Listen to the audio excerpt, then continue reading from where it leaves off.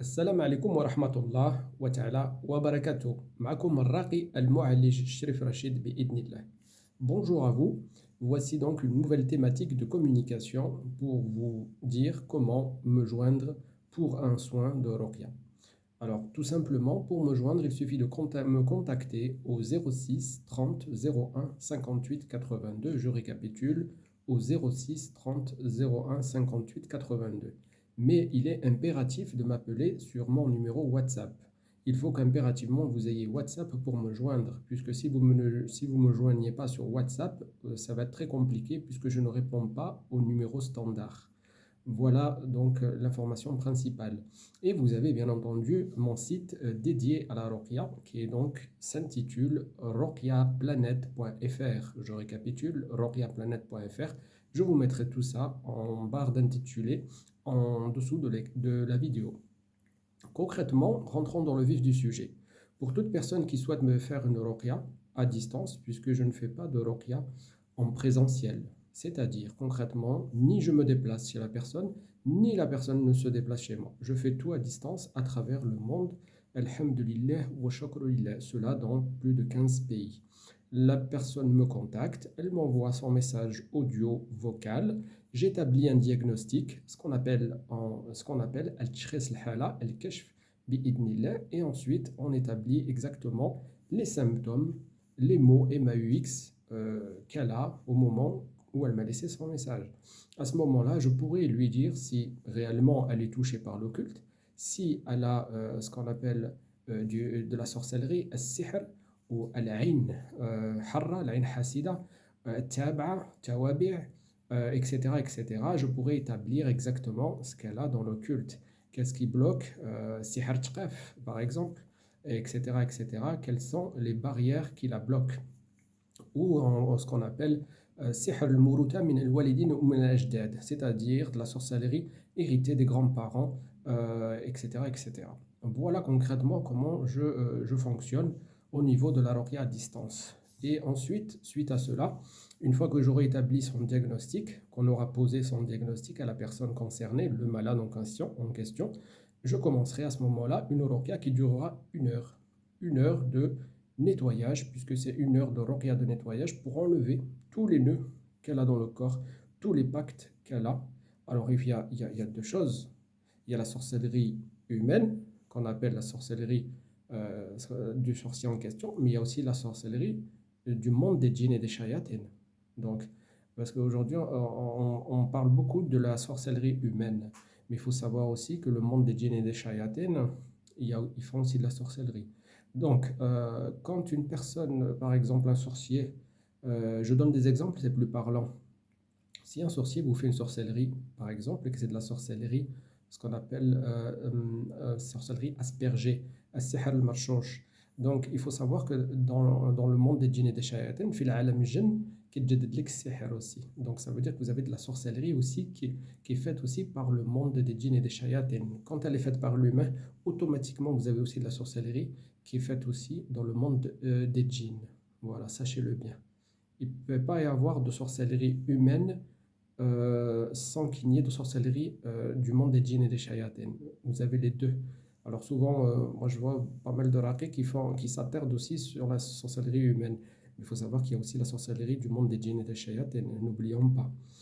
Autre chose que quand je suis en mode de ruqya, que je fais une ruqya à une personne qui m'a sollicité, bi'idnillah, moi je suis que le sabab, c'est Allah Azza wa Jal qui guérit, le Tout-Puissant. Donc, je fais dans la ruqya sur la personne, d'accord, bien entendu avec le Coran et la Sunna, puisque si on ne fait pas la ruqya, c'est avec le Coran et la Sunna, sinon il n'y a point de guérison. Et des fois, on me pose la question, mais ça paraît évident.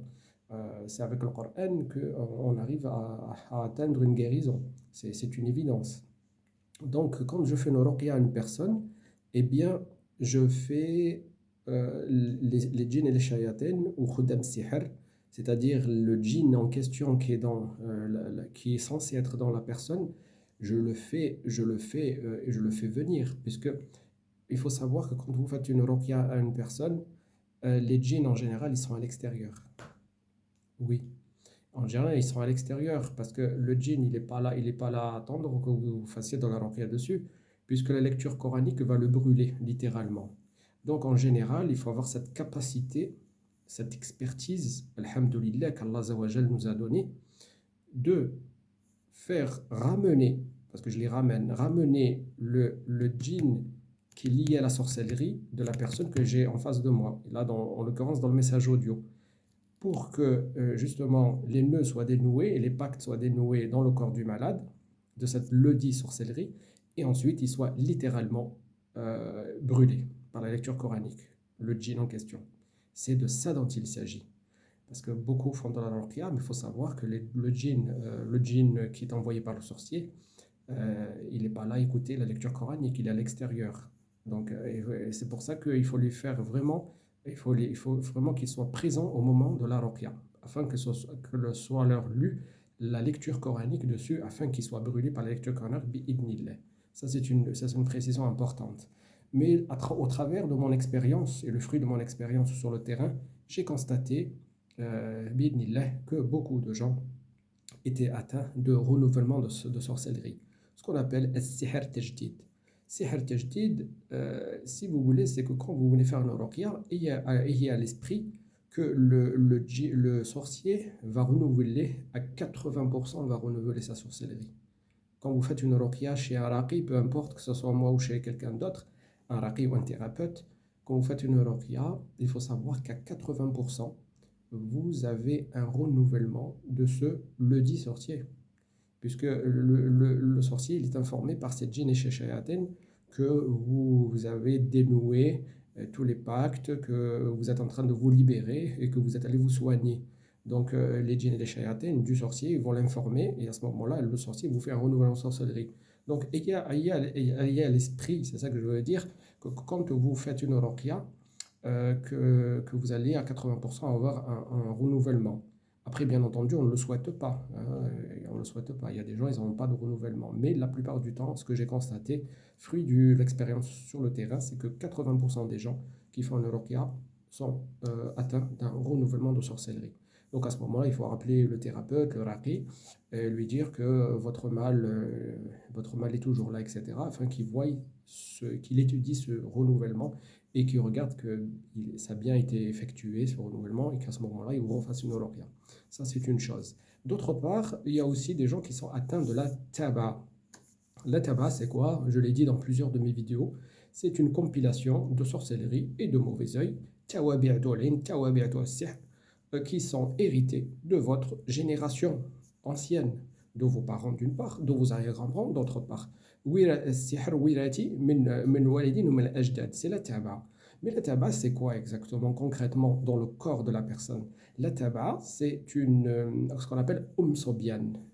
Sobian, c'est donc la taba démon, shaitana, qui est installée dans la partie intime de l'homme et dans la partie intime de la femme. Donc voilà. Donc la taba, elle est vraiment elle est installée, si vous voulez, c'est comme un arbre, la taba, qui est dans votre corps. Et la taba s'appelle Sobian. Sobian Morabbia. Sobian Morabbia, donc c'est un djinn démon qui vous a été transmis par votre ancienne génération. Voilà. Shaitana Wirati, ce qu'on appelle Sobian. Sobian Morabbia. Donc en même temps, je fais un petit peu de français et je traduis un petit peu en arabe pour des gens qui maîtrisent aussi la langue. Donc il faut être très expérimenté. Il faut avoir beaucoup de lucidité. Il faut avoir pas mal d'expérience et avoir aussi ce qu'on appelle le kashf al-hala, c'est-à-dire avoir un diagnostic précis pour savoir ce que la personne a à l'intérieur de son corps et exactement. Donc, alhamdoulilah, moi, si vous voulez, la personne, elle est scannée. Quand elle vient me voir, elle est scannée. Alhamdoulilah, on sait ce qu'elle a à l'intérieur de son corps au niveau de l'occulte et on sait aussi ce qu'elle a à l'extérieur. Alhamdoulilah. Et donc, suite à ça, les djinns et les shayatines, ils sont éliminés littéralement par la lecture coranique. Alhamdulillah wa shukrillah. Alors, bien entendu, il y a il y a tout un panel, il y a une catégorie de djinns. Il y a le malik de djinn, il y a le djinn amoureux pour la femme et pour l'homme. Il y a comment ça s'appelle l'Afarit Marada, donc ça c'est une catégorie très très haute de djinn, donc on monte en grade si vous voulez. Donc il faut vraiment avoir une capacité à les éliminer, à les supprimer, bénillah. Alors précisément, justement, suite à ce que je suis en train de vous dire, c'est que je leur propose pas, moi, de sortie ou comment on appelle ça, d'alternative de sortie ou d'épouser l'islam ou d'embrasser l'islam, pardon. D'embrasser l'islam. Moi, chez moi, il n'y a pas d'embrasser l'islam ou de sortir du corps. Alors en arabe, c'est الجن والشياطين ما كيسلموش ما كيخرجوش, qu'on soit bien d'accord. Puisque qu'on ne vienne pas m'expliquer qu'un démon, un shaitan, il est dans le corps et qu'on va lui proposer l'islam pour se convertir, ou alors on va lui proposer une issue de sortie, s'il veut sortir par les doigts, s'il veut sortir par les pieds. Non, non, non. Moi, je vous le dis, non. Ils n'embrassent ni l'islam, ni ils sortent du corps, qu'on soit bien d'accord. Qui plus est, ce qu'on appelle un djinn qui est envoyé par le sorcier, un khudam sihr. En arabe, ça donne jinn shayatin mais qui selmouch, mais qui kharjmouch, mais le jasad. Qu'on soit bien clair là-dessus. Donc moi, effectivement, je vois encore pas mal de haris qui proposent cette alternative. C'est se faciliter la tâche, si j'ose dire. Si vous me passez l'expression triviale. Donc moi, non. Chez moi, il n'y a pas de sortie ou d'embrasser l'islam. Ils le savent très bien. Et ils le savent très bien. C'est les djinns et shayatans, ils le savent très bien. Je suis sans pitié. Je suis sans pitié comme je suis sans pitié avec les sorciers aussi. Voilà. Donc ils sont brûlés littéralement. Bi'idnillah. Par la grâce d'Allah Zawajal. Allah nur samawati wal ard. Donc voilà, qu'on soit bien précis, c'est ça ma méthodologie de travail. C'est aller à la racine, supprimer la racine du mal. La personne qui vient me voir, elle est nettoyée bi'idnillah par la ruqya de son enfance jusqu'à aujourd'hui. De son enfance jusqu'à aujourd'hui. Il ne suffit pas d'enlever aujourd'hui ce que la personne a aujourd'hui, ce qu'un renouvellement ou une sorcellerie actuelle, et d'oublier ce qu'elle a traîné durant tout son passé, durant son enfance, durant son adolescence, etc., etc. Je suis pragmatique dans ma méthode de travail. Je ne laisse rien au hasard, parce qu'il n'y a pas de hasard. Donc, la personne qui me contacte, elle est scannée, bi'idnillah, avec toute l'expérience et toute l'expertise que j'ai depuis quelques années. Et ensuite, on éradique le mal, bi'idnillah. D'autre part, mais je ferai une communication là-dessus, je suis aussi magnétiseur. Je n'emploie pas le terme de guérisseur, puisque en islam, il n'y a pas de guérisseur. À part Allah Azawajal, c'est lui le guérisseur. C'est lui qui guérit. Donc moi, je suis magnétiseur aussi. Raqi thérapeute et aussi magnétiseur. Alors, les mots qu'on puisse soulager, ce sont des mots très divers. Ça peut aller d'une sciatique, ça peut aller d'une migraine, ça peut aller de beaucoup, beaucoup de choses. Un mal de dos, enfin bref, c'est très, très large. Par contre, je ne dis pas que je guéris tout, attention. Et méfiez-vous des gens qui vous disent je guéris tous les maux MAUX en magnétisme. C'est impossible. Personne ne peut guérir tous les maux. C'est impossible. Et bien entendu, avant de me contacter pour un soin de magnétisme, je vous invite à prendre rendez-vous avec votre médecin. C'est d'abord votre médecin qui va vous faire un diagnostic et qui va vous dire vous avez, etc.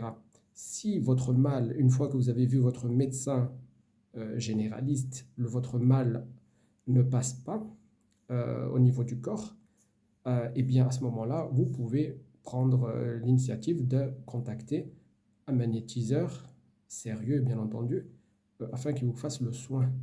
Donc c'est tout d'abord, dans un premier temps, il faut voir son médecin et ensuite aller voir un magnétisme. C'est ce que je suggère, puisqu'il faut d'abord traiter la chose par voie médicale et ensuite aller voir un praticien qui vous fera du magnétisme ou vous fera des soins afin de pallier à votre mal. Voilà concrètement aussi, j'allais dire, cette activité-là que j'ai aussi, et je le fais aussi à distance, Alhamdulillah wa shukrillah, les gens sont soulagés, bi'idnillah, ils sont soulagés de leur douleur. Alhamdulillah wa shukrillah. Je vérifie si j'ai pas d'autre chose à vous dire d'autre. Oui, ça aussi c'est très important. Vous savez, le cheminement de la santé, le cheminement de la ruqya, le cheminement de... On cherche la guérison. La guérison, c'est un long chemin. C'est un chemin avec un travail qu'il faut faire aussi. Parce que moi, les personnes qui n'ont pas la niya, qui n'ont pas la foi, je les invite à aller voir un autre thérapeute ou un autre raqi, sincèrement. Il faut vraiment avoir la niya. Donc, il faut vraiment avoir l'intention, ça veut dire la niya. Il faut avoir l'intention et cette intention, cette niya, c'est ça qui va faire que, Inch'Allah, il va y avoir une guérison d'Allah Zawajal. Mais aussi, faire un travail spirituel. C'est pas se lever le matin et se dire, ah tiens, je vais contacter un raqi, et puis la guérison va venir automatiquement. Non, non, non, non, c'est se tromper. C'est un travail de longue haleine. C'est se préparer à la guérison. Vous savez, je vais vous dire une chose, on peut être nous le sabab de la guérison, mais Allah Azawajal, c'est lui qui guérit, mais c'est vous qui avez la clé. C'est vous qui avez la clé de la guérison. C'est vous. Vous l'avez à l'intérieur de vous, la clé de la guérison.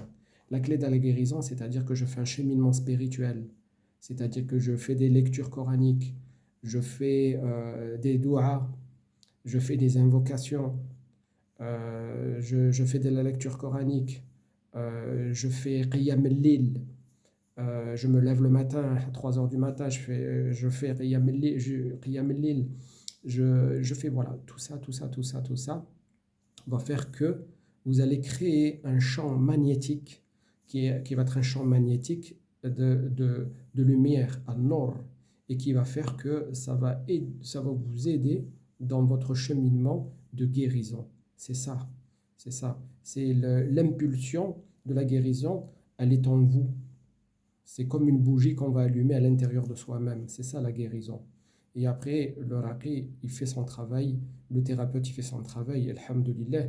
Les deux choses sont conjuguées et Allah Zawajal, il apporte la guérison, bi'idnillah. C'est ça, c'est ce cheminement-là. Donc, j'invite beaucoup les gens qui me contactent à avoir ce cheminement de travail spirituel. Parce que c'est pas tout le monde en général, mais parfois c'est vide. Vous savez, c'est vide. C'est vide chez certaines personnes. Il n'y a pas de cheminement, il n'y a pas de se dire, voilà, j'ai décidé aujourd'hui de me donner les moyens de guérir, voilà. Mais Inch'Allah khair, parce que Allah Azawajal, il a une grande miséricorde. Alhamdulillah wa shakrulillah. Il est pardonneur, il est guérisseur. Allah Azawajal est grand. Inna Allah ala kulli shay'in qadir. Alhamdulillah wa shakrulillah. Alhamdulillah wa shakrulillah. Eh bien, il me reste à vous saluer, à vous remercier. Je vous remercie de votre attention. Et je m'excuse presque parce que la vidéo atteint pratiquement 20 minutes. Donc, on est à 18 minutes. Et j'ai l'habitude de faire très court et très concis. Mais on ne peut pas être très court et très concis sans être pragmatique et sans être précis dans la méthodologie et dans comment fonctionne notre monde de la ruqya et du magnétisme aussi, qui est un monde très très complexe, où il faut faire preuve de beaucoup de discernement et être très lucide et très posé, et très professionnel aussi, pour les gens qui vous consultent. Qu'Allah Azawajal vous apporte la guérison. Rabbi shafikum amin. Wassalamu alaikum wa rahmatullah wa ta'ala wa barakatuh.